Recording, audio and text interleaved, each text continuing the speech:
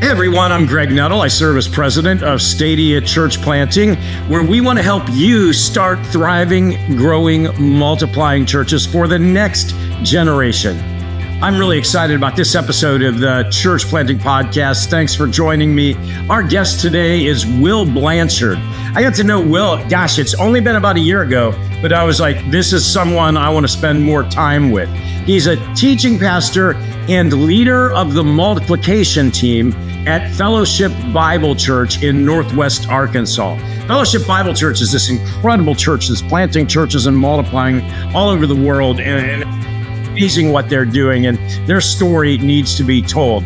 Anyhow, Will is involved in church planting with Stadia, speaking into our Multiplying Churches gathering. He's planted churches himself. We have tons to learn from him about what it takes to be a multiplying church and what it takes to be a multiplying leader. Welcome to the Church Planting Podcast. Well, this is going to be just an incredible episode. I have my good friend and colleague, Will Blanchard. Will, welcome to the Church Planting Podcast. It's so good to see you, Greg. Honored to be here. Yeah, man. Last time we were together, we were what? I think it's known as the Redneck Riviera. We were in Alabama. We had a great time right there on the beach. You bet. You bet.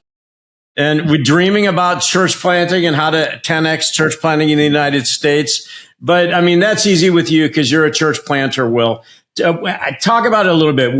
How long ago, when did you get involved in church planting? Yeah, sure. It was in 2008 that my wife and I were walking through a process to prepare to plant a church in Northwest Arkansas. And we did that with a core team and pastored there at a church that we planted in a community called Bella Vista, Arkansas. Pastored there for a little over 10 years before stepping into the role that I currently serve in, which is multiplication team leader at Fellowship Bible Church. And so basically making that shift from being a church planter for a decade to now the last 8 years being in a role where we're training and equipping teams to plant churches. And that learning curve has been steep and up and to the right, making that shift from being a planter to being a coach of planters. Okay, so I got to go back though. Northwest Arkansas. I mean, that's like somebody saying, I planted a church in Cleveland. It's like, why Northwest Arkansas, man? A lot of people, Greg, and there's other parts of the country that are like this, but a lot of people probably view Arkansas as a flyover state. And I get that. I think most routinely when I tell folks where we live, they say, yeah, I think we stopped to go to the bathroom in that state once. Exactly. Yeah. As we were driving to Colorado. But this northwest corner of the state, really because of some businesses like Walmart and JB Hunt, Tyson Chicken, is really a very global, economic, part of the state. And, so in this northwest corner of Arkansas, with a population of about 500,000 currently, we're just anticipating another 500,000 people moving here over the next 10 to 15 years. So this is a high growth corridor in Arkansas. People. Yeah. From the nations as well. I mean, it's very diverse. East, West Coast, multiple nations of birth, all doing commerce here in Northwest Arkansas. Well, I'm actually coming out twice this year. So for the first time, it's been a flyover state for me. I'm going to come hang with you guys. I think it's in August and then again in September, something like that. And just love what you're doing as a church, Will, and, love what God's doing there in the community as well. Well, you and I the first time we were together was here in Cleveland. We were at a Multiplying Churches gathering that Stadia had put together. And, you with all of your knowledge and experience now, and I don't say that lightly or to blow smoke or anything. It's just, you've done the hard work now. And, you're actually helping us with kind of developing, I guess, the culture of what's it look like to be a multiplying church? What do you have? What's the DNA? What are the vital components? And I just thought to myself, man, I've got to get Will on the podcast so he can kind of share what he's sharing with leaders from everywhere. So first of all, let's just start off with kind of where are you gathering these components from? How did you put these things together? Yeah, it really started. It's funny to think about life before the pandemic, but it was really in about 2019, Greg, that as I was stepping into this role at Fellowship, thinking through how Fellowship could become a multiplying church that could plant churches both in Northwest Arkansas and in other parts of the country. I'm really reminded sometimes of how important it is, or how careful we should be who we're reading and what we're reading. But our team at the time was really captivated by some resources that Exponential was putting out. Yeah.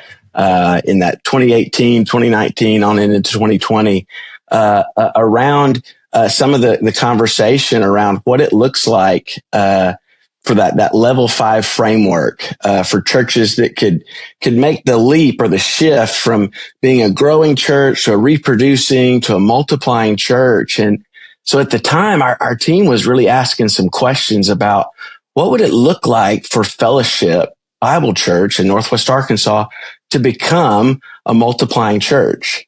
And, as we were asking those questions and seeking out people around the country that could help answer that for us, I suddenly found myself in a doctoral program at Dallas Seminary. And it just became like this giant wormhole of we've got to ask these questions and figure this stuff out. That led to the last 4 or 5 years of research and study, and really grateful for that process now. And I love that too. I love, first of all, that a very pragmatic, exponential organization kind of was the catalyst. And that led you to, the very philosophical, if you will, doctoral program that also has pragmatism. I understand that, but that you took it to a whole different level. So let's jump in now and let's just talk about what some of those vital components are. Yeah. And to your point, Greg, we've discovered so often in leadership, as leaders, we feel the pressure that we've got to have the right answers to things. Right. But so often in a lot of leadership contexts, it's not, can we immediately jump to the right questions, or the right answers, but it's just knowing the right questions to ask.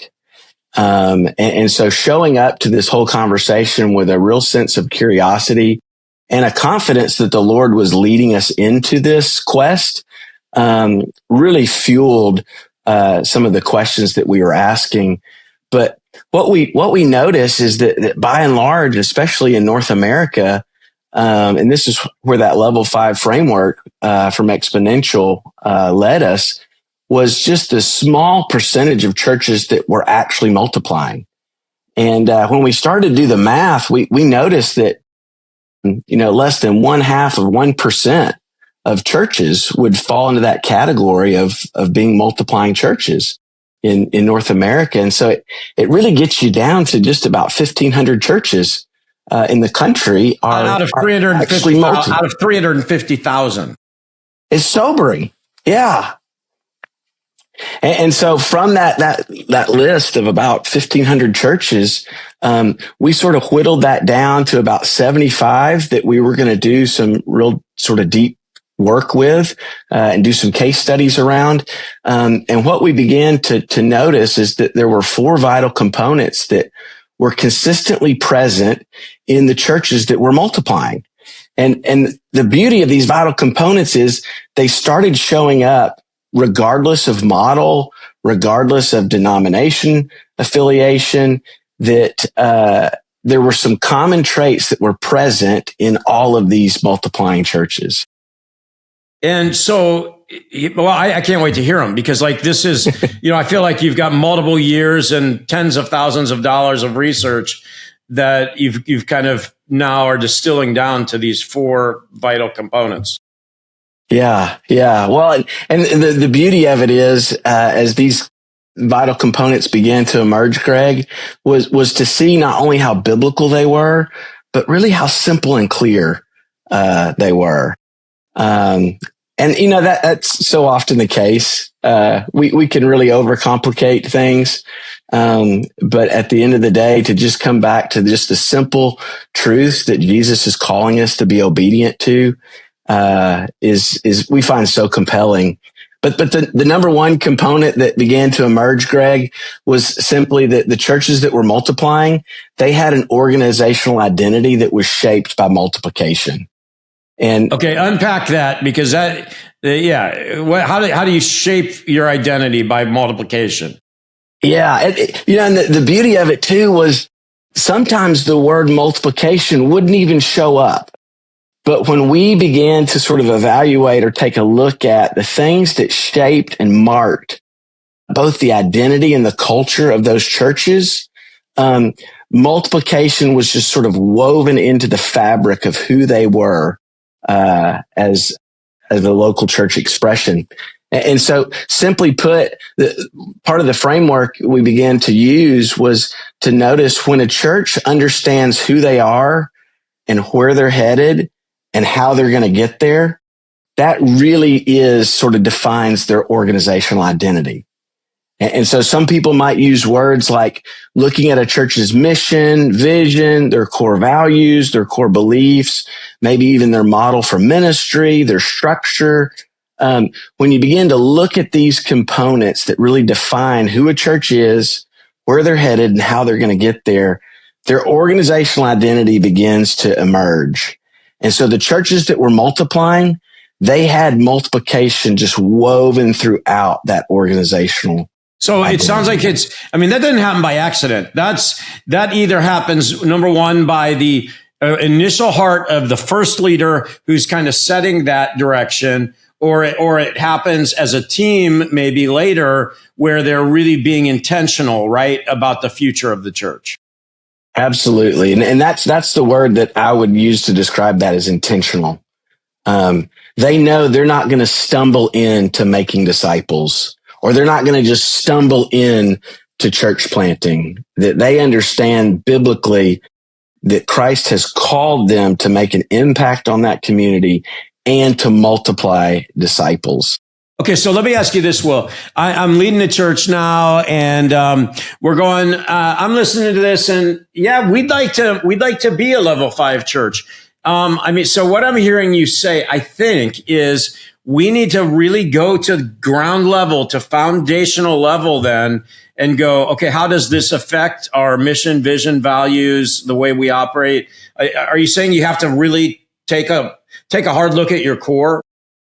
Yeah, absolutely. And realize that that's not something that happens overnight. Okay. This isn't maybe a 30-minute conversation to go, hey, how do we just revamp or wordsmith or change some stuff on the website? That I think it really requires a leader to take a long, hard look in the mirror and question what it is God's called them to do. And if it's merely survival, that we just want to keep our head above water and keep this organization afloat, I don't think that multiplication is ever really going to happen. Will, it's fascinating you say that. I'm having a moment of self-reflection here because for a lot of my first years of ministry, I think it was more about me building Greg Nettle's kingdom than building God's kingdom. And I know it's not that way for a lot of leaders, but unfortunately, I had to go through that sinful part of my life. And but I'll never forget, I had kind of this great awakening one night in a hotel room at a conference, and where God just said, hey, it's time for you to start building my kingdom. And not that good stuff hadn't been happening and, all this stuff in the church, but it was all about multiplication. But it required a whole revamp that started with God renovating my heart and the way I think. So back to your thing, it's not some little, hey, let's change the website. It had to really bleed out of the leader's heart. Yeah. And the beauty of that too, Greg, is when a leader makes that switch and begins to realize, hey, this is not about me. It really causes almost a risk it all approach to leadership and to church life. That sense of urgency begins to sort of well up and going, man, I've got one and only life to spend. Am I going to spend it, growing my little kingdom, or could I just risk it all and see God produce a movement of multiplication in and through us? Okay, so component one, organizational identity that's kind of just shaped by multiplication, has it running all through it. What's vital component number two? I'm writing these down here. Okay, and they really are designed to sort of build on each other. But number two, and again, this isn't rocket science. It may not even be that surprising, Greg. But the second component was the churches that were multiplying, they had a disciple-making strategy that really fueled multiplication. And so again, it's that idea foundationally, sort of the block and tackle functions of multiplication is, can I go grab 1, 2, 3, 4 leaders at a time and begin to disciple them, invest in their life in such a way that they would have the character and the knowledge and the skill and the passion to follow Jesus and become reproducing disciples themselves. And again, I'm just hearing this. This has to be intentional again. Absolutely. How do we keep it? How do we keep it intentional without it becoming programmatic? I think on a personal level, one of the ways that it stays personal for me is to constantly ask myself, and this is kind of a common question around fellowship, it's just simply the question of who are your two? Okay. Our schedules can be so filled with leadership tasks and strategy and, like you're saying, programs and the next event or the next thing. But at the end of the day, do I have clear line of sight on the small group of leaders that right now God's entrusted to my care, that I'm discipling and calling them to become reproducing men or women? And you're saying that if we break it down to that kind of molecular level, that ultimately that will bubble up into the DNA of multiplication throughout the church and of the church. I think, Greg, that Jesus was the perfect example of that. That, his 3-year earthly ministry, he certainly taught to the masses. He ministered to the masses.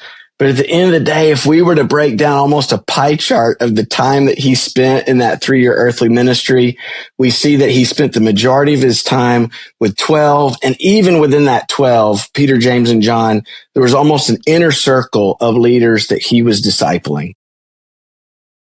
And again, this has to be modeled by us as the leadership. You personally will, if you're going to teach this stuff, it's more important for you to actually be doing it so people are catching it from you as well. Absolutely. And to that point, Greg, I noticed that seasons in my own leadership where I would spend so much time pouring into preparation on a message on discipleship to people that would nod along, but had actually never experienced a discipling life-on-life relationship. And so you would have a room full of Christians all agreeing we need to make disciples who had never been discipled and were not engaged in discipleship. Wow, that is so good. So how can we expect them to disciple others if they've never been discipled? Right, absolutely. And it begins with us. So who is the small group of people I'm discipling that over time we could begin to push on that flywheel? They would then go out and make disciples and so on and so forth. Okay. And these were present in multiplying churches. Was just like insatiable culture of disciple making that was just so foundational to a culture of multiplication. So organizational identity shaped by multiplication, and then a disciple making strategy that's actually fueling that multiplication, which leads us to number 3. Number 3 is a leadership pipeline that cultivates multiplication. And again, Greg, these are designed to sort of build on each other. And so if I had to only pick 2, I'm going to go with the first 2. Okay. A church that knows who they are and their identity is rooted in Christ and in a culture of multiplication, and they're making disciples. that puts us so far down the road in terms of the potential for multiplication. But then when a church can make that shift to where they literally are cultivating leaders at every level within the organization, that really brings on sort of an additional layer of intentionality, that shift from we're making disciples, but we're also cultivating and developing leaders.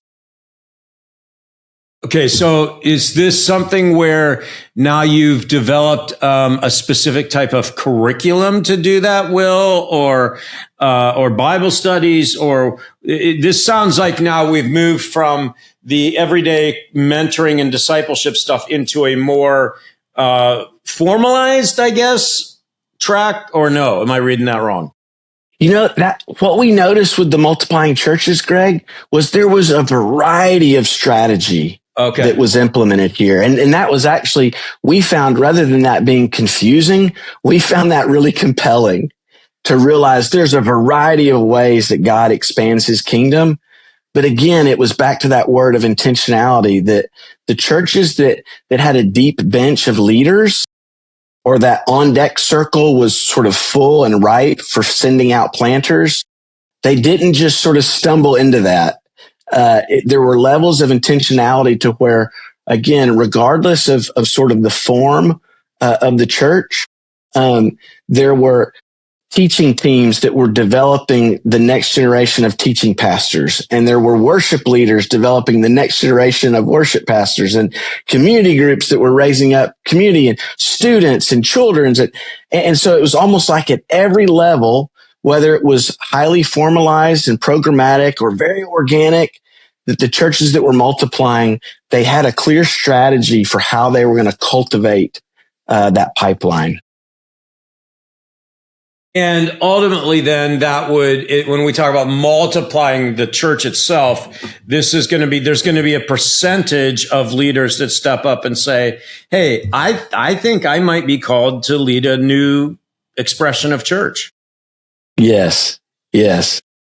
And part of that, I think, was because as we're cultivating leaders at every level, and we're putting the focus on the development of those leaders, we're not having to script how and when they multiply.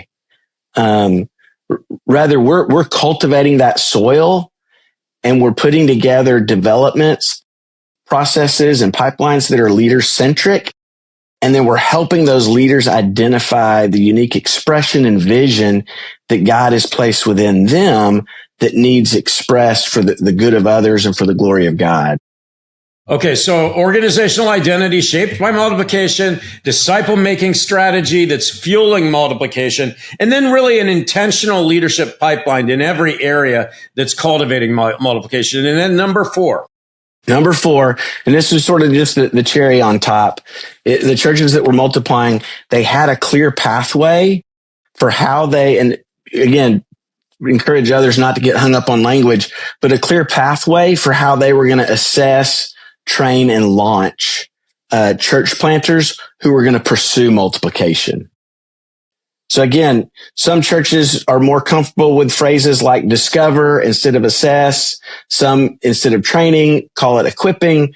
But regardless, the churches that were multiplying, they had a clear pathway or mechanism for how those church planters were going to be sent out from their church. It could be network oriented. It could be, something, on a larger scale, like a denominational effort.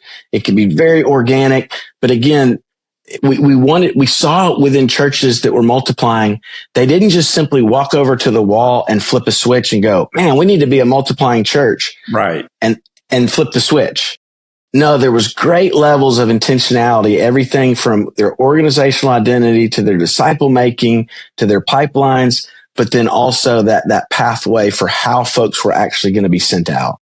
Okay, so this is where Stadia comes in, and we work together. And we just had a discovery event last week in South Carolina, and that's really what churches are sending, people that have gone through their pipeline, hopefully, and they're saying, okay, help us help them discover, are they really called to plant a church? And at some level, they are being assessed, right, to see if they have the call of God, if they're ready, what they need next.